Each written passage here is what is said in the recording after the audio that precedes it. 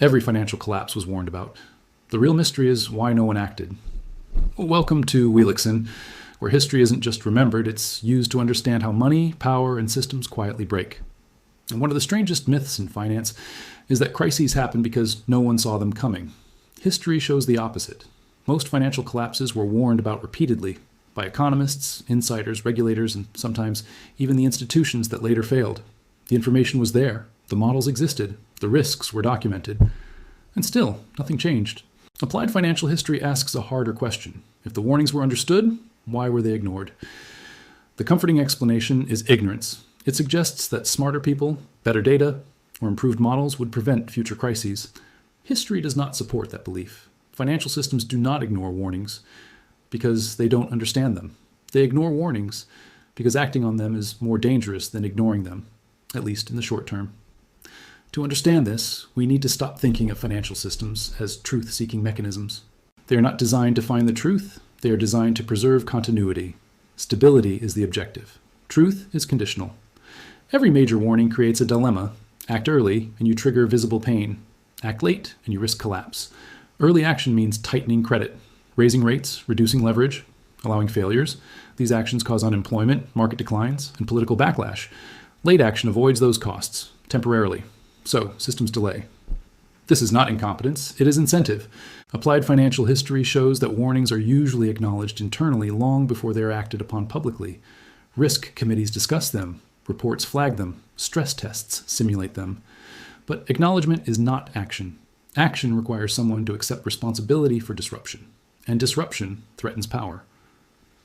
This pattern appears in every major financial crisis. Before the Great Depression, economists warned about excessive speculation and leverage. Before 2008, regulators knew mortgage risk was concentrated and poorly understood. Before currency collapses, governments are aware that reserves are insufficient. The warnings are not hidden. They are simply inconvenient. Why inconvenient? Because financial systems are hierarchical. Decisions are made by institutions whose survival depends on confidence, at least for a while. This creates a dangerous asymmetry. The cost of acting early is immediate and visible. The cost of ignoring warnings is delayed and uncertain. Human systems consistently choose delayed costs over immediate ones, especially when those costs can be blamed on future events or future leaders. Applied financial history also shows that warnings rarely come as clear signals. They arrive as probabilities. Models say, risk is rising. Analysts say, this is unsustainable. Economists say, conditions resemble previous crises. There's no single moment where action feels mandatory. That ambiguity allows delay. Another reason warnings are ignored is collective responsibility. When everyone knows about a risk, no one owns it. Regulators assume markets will self-correct. Markets assume regulators will intervene.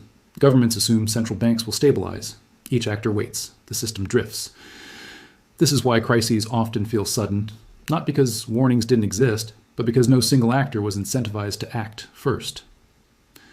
Applied financial history identifies a specific phase where warnings become most dangerous. It is when warnings are widely accepted, but still ignored. At that point, the system enters denial without deception. Leaders are not lying. They genuinely believe risks can be managed later. Optimism replaces discipline. This phase produces a familiar pattern. Warnings are reframed. Instead of, this could break the system, they become, this requires monitoring. Instead of, this is unsustainable, they become, this is evolving. Language softens. Urgency disappears. The system then starts managing perception rather than risk. Volatility suppression replaces correction. Liquidity replaces discipline. Communication replaces reform. Everything looks calm. This calm is artificial. History shows that the moment warnings are universally acknowledged, but action is delayed, collapse becomes far more likely, because the system has already used up its early response options. What remains are emergency tools.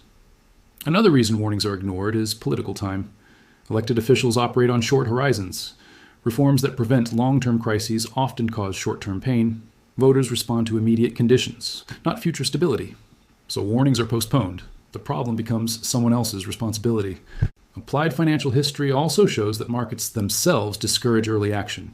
When conditions look good, warnings feel abstract. Asset prices rise.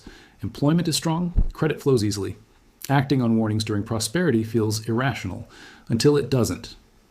This is why many financial systems only act after a shock. A collapse provides political cover. It justifies emergency measures. It allows leaders to say, no one could have predicted this, even when many did.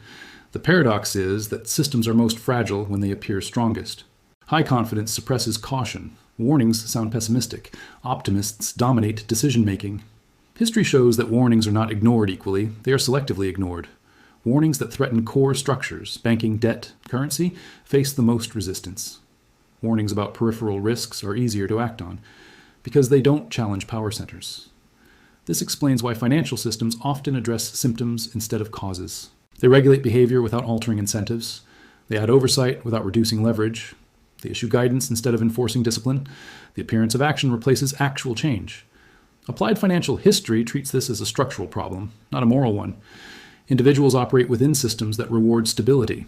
No single decision causes collapse. Collapse emerges from accumulated inaction. This is why after every crisis, reviews conclude the same thing. The warning signs were present, and yet the cycle repeats. Because the incentives do not change. Warnings also fail because they compete with narratives, growth narratives, innovation narratives, exceptionalism narratives. When systems believe they are different this time, warnings lose authority. History is dismissed as outdated, until it repeats. Another overlooked factor is fear of credibility loss. If leaders act on warnings and the crisis doesn't materialize immediately, they appear alarmist. That reputational risk discourages early action. Ignoring warnings is safer than being wrong too soon. Applied financial history shows that institutions prefer to be wrong with the crowd than right alone. Consensus protects careers. Early action isolates decision makers. This explains why warnings are often acted upon only after validation. When markets move, when headlines change, when public concern rises. By then, options are limited. Like warnings do not fail because they lack accuracy. They fail because they lack power. Power flows toward preserving the present. Warnings threaten the present. Understanding this reframes how we view crises. Crises are not failures of intelligence. They are failures of incentives. This is why improving forecasting alone does not prevent collapse. Better data does not override political cost. Better models do not change human behavior. Only incentive changes do. Applied financial history also shows that warnings sometimes succeed, but only when the cost of ignoring them exceeds the cost of acting. When instability becomes unavoidable, when denial becomes more dangerous than correction. At that point, action finally occurs, but by then, damage is already done. This is why warnings are tragic, not because they are wrong, but because they are right too early. Understanding this pattern changes how you consume information. You stop asking, is this warning correct? You ask, who is incentivized to act on it? That question reveals far more. It also changes how you evaluate reassurance. Reassurance is not proof of safety, it is often proof of constraint. Applied financial history does not encourage panic. It encourages realism. It shows that warnings are part of the system, but action is optional. Until it isn't. The most important lesson is this. When warnings are ignored consistently, it is not an oversight.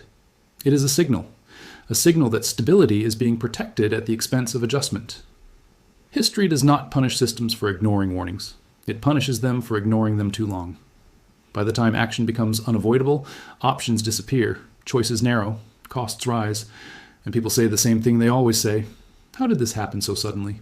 It wasn't sudden, it was postponed. Closing thought, warnings do not fail because they are unclear. They fail because the system cannot afford to hear them. If you want to understand money and power beyond headlines, subscribe to Wheelixson